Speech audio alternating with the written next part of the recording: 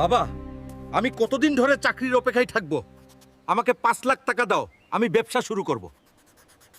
মতো অকর্মা ছেলেকে আমি কখনোই টাকা দিতে পারবো না, তাও আবার ব্যবসার জন্য। যা এখান থেকে। কেন বাবা, এটা কি রকম বিচার? বড় ছেলের চাকরির জন্য তো থেকে 20 লাখ টাকা ঘুষ দিয়েছিলে। আরে বলুন, ওটা ছিল সরকারি চাকরি, ব্যবসা হলো জুয়া খেলার মতো, লসে হলে কোথায় পাবি? তার মানে তুমি টাকা দিবা না, তাই তো? না, দিব না তো। বাবা আমাকে একদমই ভালোবাসে না, কখনো ব্যবসার জন্য আমাকে টাকা দিবে না, আমাকে নিজেই কিছু করতে হবে। বন্ধু, তুই আমাকে কিছু টাকা দিতে পারবি? আমি ব্যবসা করতে যাচ্ছি। আরে বন্ধু, আমার চাকরি হয়ে গেছে। আমি তো আমার ফুচকার ঠেলাটা বিক্রি করতে যাচ্ছি। তুই তাহলে আমার ফুচকের দোকানটা চালাতে পারিস, আর এর জন্য তোকে কোনো টাকা দিতে হবে না। তোর মতো বন্ধু যেন সবার হোক।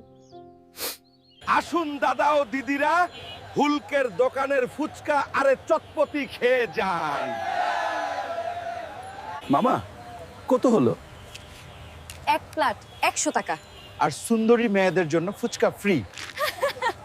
আমি বেশি সুন্দর না, আমি বেশি সুন্দর। তোমরা তো দুইজনাই সুন্দর। এই নাও মামা। হাইরে বেডি মানুষ সুন্দর বলে ডবল টাকা দিচ্ছে। বন্ধুরা দেখো, আমি 5 বছর ফুচকের ঠেলা চালিয়ে আজকে রেস্টুরেন্ট খুললাম, শুধুমাত্র বন্ধুটা আমার সাহায্য করেছিল বলে। জীবনে হাজারটা না, একটা মনের মতো বন্ধু থাকাটা খুব জরুরি, কিন্তু সেই বন্ধুটা 1 বছর আগে একটা অ্যাক্সিডেন্টে মারা গেছে। বন্ধুর ঋণ আমি কোনোদিন শোধ করতে পারবো না। আমার একটাই কষ্ট, বন্ধু আমার সফলতা দেখতে যেতে পারলো না। আমার বন্ধুর জন্য প্লিজ একটা লাইক এন্ড সাবস্ক্রাইব।